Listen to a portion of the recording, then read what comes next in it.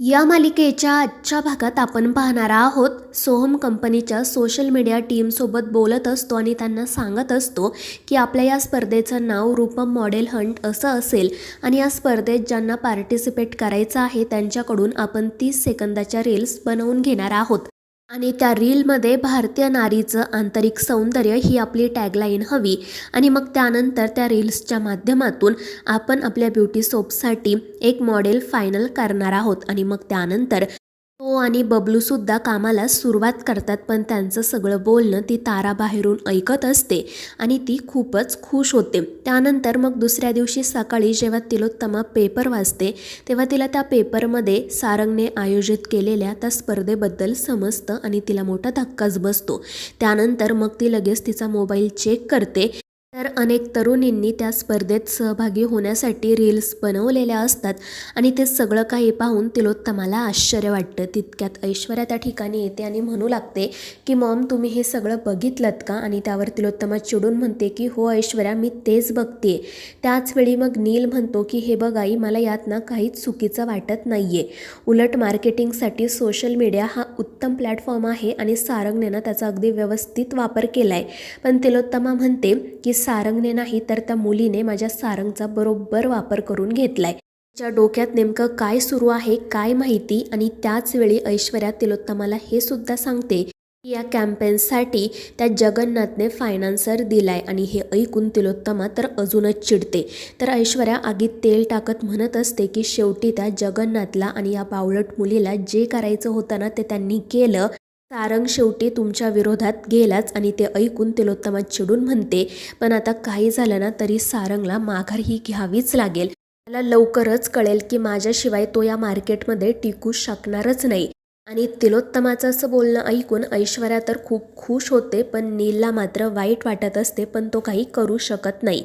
दुसरीकडे अमृता सावलीला सांगत असते की या स्पर्धेमध्ये तू सुद्धा सहभागी हो, तू सुद्धा एक रील बनव. पण सावली काही तिचं ऐकतच नाही. ती म्हणत असते की वहिनी, मला खरंच हे सगळं नाही करायचं. पण अमृता म्हणत असते की अगं सावली, शेवटी ही आयडिया तुझी आहे ना, मग जर तू सुद्धा भाग घेतला तर काय हरकत आहे, प्लीज एकदा माझं ऐक. पण सावली काही अमृताचं ऐकायला तयारच नसते. अमृताने अनेकदा समजावून सांगितल्यावर सुद्धा सावली नकारच देते.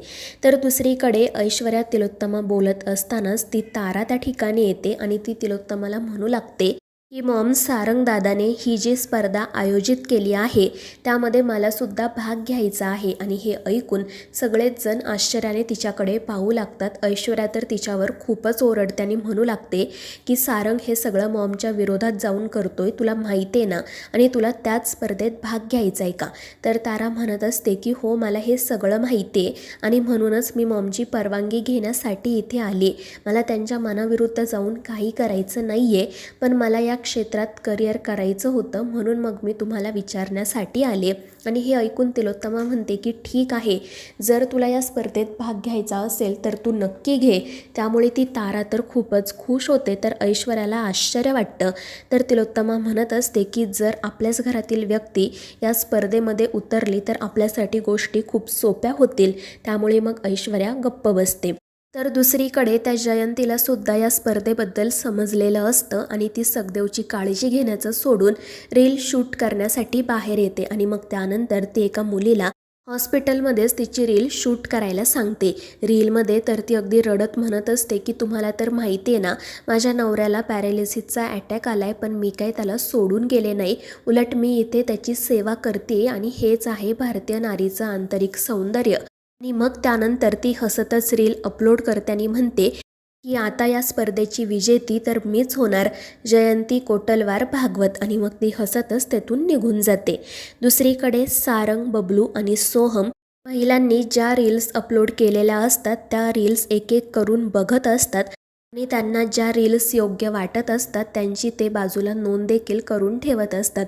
आणि रील्स बघता बघता अचानक त्यांच्यासमोर ताराची सुद्धा रील येते आणि तिची रील पाहून सगळ्यांनाच मोठा धक्का बसतो. सोहम तर खूप चिडतो आणि लगेच ताराला कॉल करतो. तो तिला विचारत असतो की अगं ही स्पर्धा आपल्याच कंपनीने आयोजित केली आहे ना, मग त्यात तुला भाग घेण्याची काय गरज होती. पण तारा म्हणत असते की मला मॉडेलिंगमध्ये सुद्धा करिअर करायचं आहे आणि जर आपल्याच कंपनीपासून माझ्या करिअरची सुरुवात झाली तर काय वाईट आहे. पण सोहम म्हणतो की अगं तू एकदा मला विचारायचं तरी ना. पण तारा रागातच म्हणते की तुला विचारणं मला गरजेचं वाटलं नाही आणि ती सरळ फोन कट करते. त्यामुळे सोहमला काय बोलावं ते सुचत नाही. तर दुसरीकडे बबलू आणि सारंग त्या रील्स पाहत असतात. तितक्यात मग सोहम पुन्हा त्या ठिकाणी येतो. सारंग त्याला विचारतो की ताराची रील पाहून तुला धक्का बसलाय का, तुला हे आवडलं नाही का. आणि त्यावेळी सोहम म्हणतो की दादा तसं नाही आहे, पण तिने एकदा तरी मला विचारायला हवं होतं ना रे. पण मग सारंग त्याला समजावतो की हे बघ काही हरकत नाही, जर तिची इच्छा असेल ना तर तिला करू दे आणि जर आपल्याच घरातील व्यक्ती ही स्पर्धा जिंकली तर मग काय हरकत आहे. त्यामुळे सोहमही काही बोलत नाही. दुसरीकडे सावली मार्केटमधून घरी जात असते आणि तितक्यात तिथूनच जाणाऱ्या जगन्नाथ आणि अलकाचं तिच्याकडे लक्ष जातं. तिला पाहून हे दोघेही खूप खुश होतात. अलका तिला मोठ्याने हाक मारणारच असते, पण जगन्नाथ तिला म्हणतो की थांब, माझी लेक काय करते ते बघायचंय मला. आणि त्यामुळे अलका शांत बसते आणि सावली नेमकं काय करते हे बघू लागते. तर त्याच रस्त्यावर एक आंधळा माणूस उभा असतो आणि सावली त्याचीच मदत करण्याचा प्रयत्न करत असते. तर हे सगळं काही जगन्नाथ गाडीमधूनच रेकॉर्ड करत असतो. तो अलकाला म्हणत असतो की सारंगने जी स्पर्धा आयोजित केली आहे ना, त्या स्पर्धेमध्ये मी आपल्या लेकीचं हे रीलसुद्धा पाठवणार आहे. आणि मग त्यानंतर सावली त्या आंधळ्या माणसाला मदत करते, त्याला व्यवस्थितपणे रस्ता क्रॉस करून देते आणि हे सगळं काही जगन्नाथ गाडीतून शूट करतो. आणि अलकाला म्हणतो की बघ आता ही स्पर्धा ना आपली लेकच जिंकणार. त्यामुळे अलकासुद्धा खुश होते. तर दुसरीकडे त्या स्पर्धेसाठी तिलोत्तमा, चंद्रकांत आणि ऐश्वर्या तयार झालेले असतात. सारंग आणि बबलू त्यांच्याशीच बोलत असतात. चंद्रकांत तिलोत्तमाला सांगत असतो की सारंगची ही जी आयडिया आहे ना ती खरंच अनेक लोकांना आवडली आहे. मलासुद्धा सकाळपासून अनेक लोकांचे फोन आले आहेत सारंगचं कौतुक करण्यासाठी.